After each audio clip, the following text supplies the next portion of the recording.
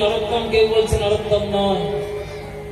কেন না, নরোত্তমের গায়ের রং ছিল কালো, এখন নরোত্তম হয়ে গেছে সোনার মতো চকচকে ফর্সা। যখন ডুব দিয়েছিল সেই ছেলেটা ছিল দুষ্টু চঞ্চল, আর যে ছেলেটা উঠে আসছে ধীর স্থির শান্ত গম্ভীর ছেলে। চিনতে কি করে? তখন নরোত্তম নিজেই এসে বলছে, তোমরা চিন্তা করো না, আমি তোমাদের নরোত্তম। তুই তো কালো ছিলি গো, এত ফর্সা হলে কি করে? আর তুই তো চঞ্চল ছিলে, এত শান্ত হলে কি করে? প্রহরীরা ডুবুরিরা যেমন জলের তলায় ডুব দিলে গভীর তলদেশ থেকে রত্ন তুলে নিয়ে আসে, আজ আমি পদ্মা নদীর গর্ভ থেকে তোমাদের জন্য প্রেম রত্ন তুলে নিয়ে এসেছি। এই প্রেম রত্ন তোমরা সবাই গ্রহণ করো দেখি। তোমাদের প্রেম নিবিয়া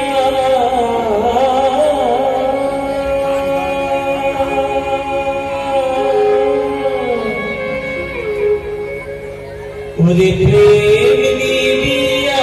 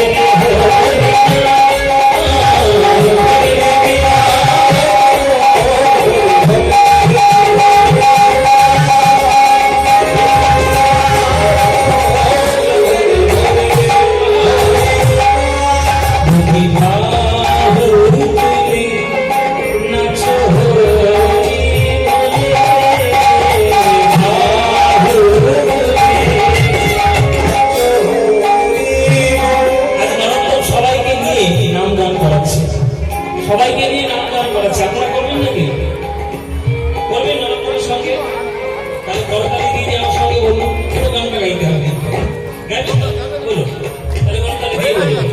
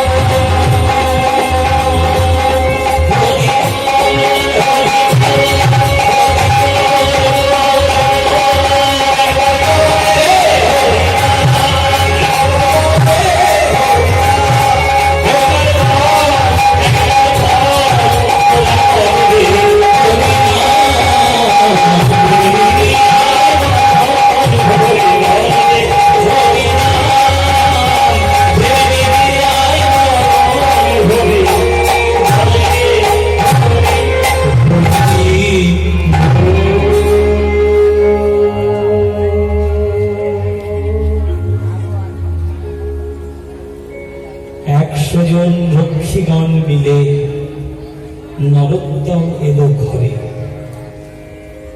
নরোত্তমের মুখের দিকে তাকিয়ে রাজা মনে মনে ভাবলেন, এ ছেলে আমার ছেলে নয়। আগে যে ছেলে ছিল তাকে চেষ্টা করলে রাজকার্য বোঝানো যেত, কিন্তু বিশ্ব ব্রহ্মাণ্ডের রাজার সন্ধান যে একবার পেয়েছে সে কি সামান্য অর্থের জন্য আমার ঘরে থাকবে? আর থাকবে না।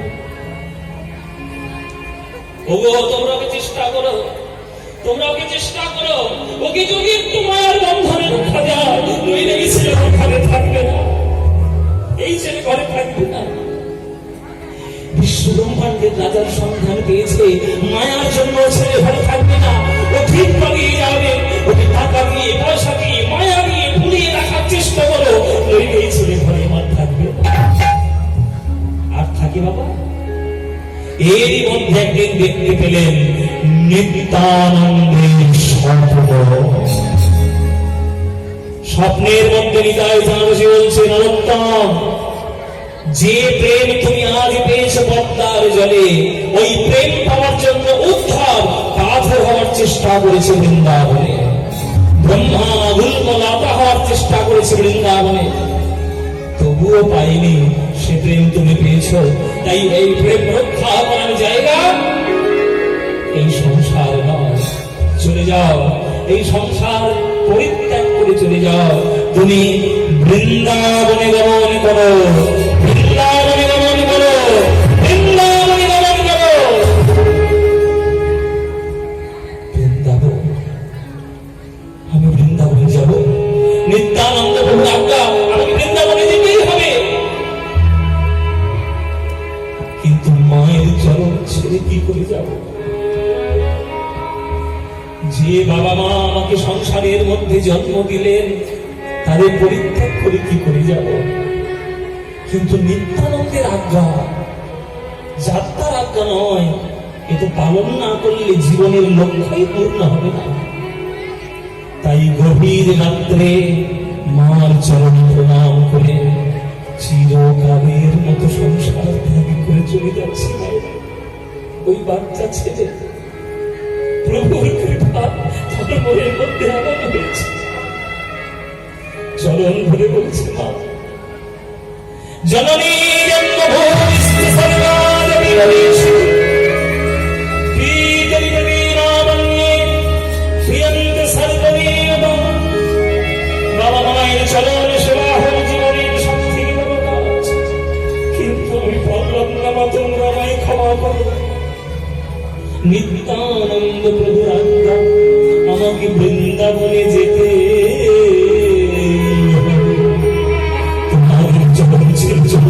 চিরকালের মতো। তোমরা যেন আমার কোনো অপরাধ করিও না, আমি তোমার প্রণাম করে চিরকালের মতো চললাম। মায়ের চরণে প্রণাম করে চলেছে।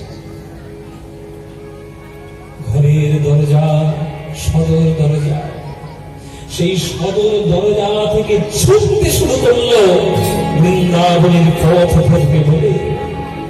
কেউ একজন কারোর কাছ থেকে শুনেছে যে রাজশাহীর পশ্চিম দিকে হলো বৃন্দাবন ধাম, তাহলে পশ্চিম দিকে হয়ে যেতে হবে। এই পশ্চিম দিকে ছুটে চলেছে এই সদর দরজা থেকে বৃন্দাবন।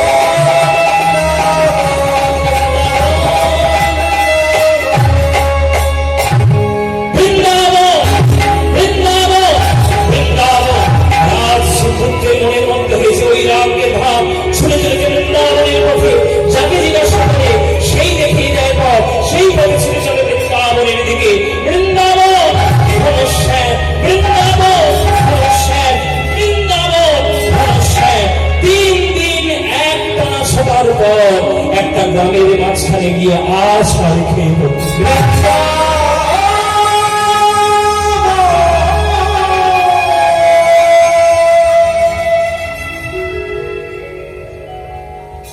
রাজার ছেলে বিছানা থেকে প্রথম পা পড়তো মখমলের কাপড়ের উপরে, সেই ছেলে ছুটে চলেছে কাঁটা জঙ্গলের রাস্তা ধরে। কত পাথর, কত কাঁটা, কত আঘাত লাগলো পায়ে, কিন্তু বৈরাগ্যের এমন টান, শরীরের প্রতি তার কোনো নজর নেই। 3 দিন এক টানা ছুটছে ছুটছে ছুটছে, কিন্তু মানুষের শরীর তো কতক্ষণ আর পারবে না খেয়ে না ঘুমিয়ে ছুটছে, আর পারল না। পরিশ্রান্ত ক্লান্ত হয়ে একটা গ্রামের মধ্যে অজ্ঞান হয়ে পড়েছে। সকাল হয়ে গেল। একটা ঠাকুর মশাই গায়ে ওই নামাবলি ঝরিয়ে সকালবেলায় পুজো করতে বেরিয়েছে। দেখলো তার বাড়ির সামনের দুয়ারের কাছেই একটা ফর্সা টকটকে ছেলে অজ্ঞান হয়ে পড়েছে।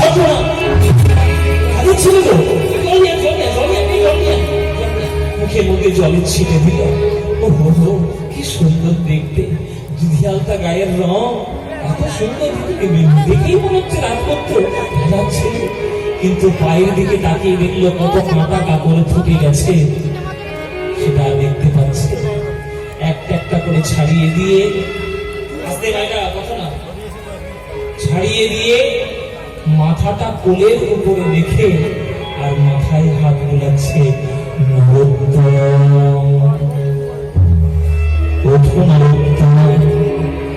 তোমার জন্য 1 গ্লাস গরম দুধ জোগাড় করেছি, তুমি খাও নরোত্তম। ওঠো ওঠো নরোত্তম। কে আপনি আমার নাম জানেন কি করে? আমি তো আপনাকে চিনি না, কোনোদিন তো দেখিনি, নাম জানেন কি করে? দেখতে পাচ্ছ আমি ব্রাহ্মণ সন্তান, আমি ব্রাহ্মণ, আমি জ্যোতিষী।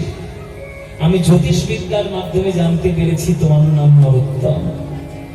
তোমার বাবার নাম কৃষ্ণানন্দ, মাতার নাম নারায়ণী দেবী। তুমি খেতুরির রাজপুত্র। বলবেন আপনি যেন কাউকে বলে দেবেন না। না না, বলবো কেন? তুমি তো টাকাতি করতে বের হওনি, তুমি প্রেম সন্ধানের জন্য বৃন্দাবনে যাচ্ছ। এটা কি বলবো? কে বলে? কেউ বলতে পারে?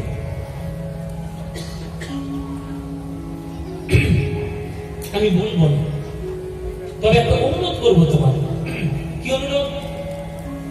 3 দিন ধরে একটানা ছুটে আসছো, তোমার শরীর পরিশ্রান্ত ক্লান্ত, তাই তোমার জন্য 1 গ্লাস গরম দুধ জোগাড় করেছি।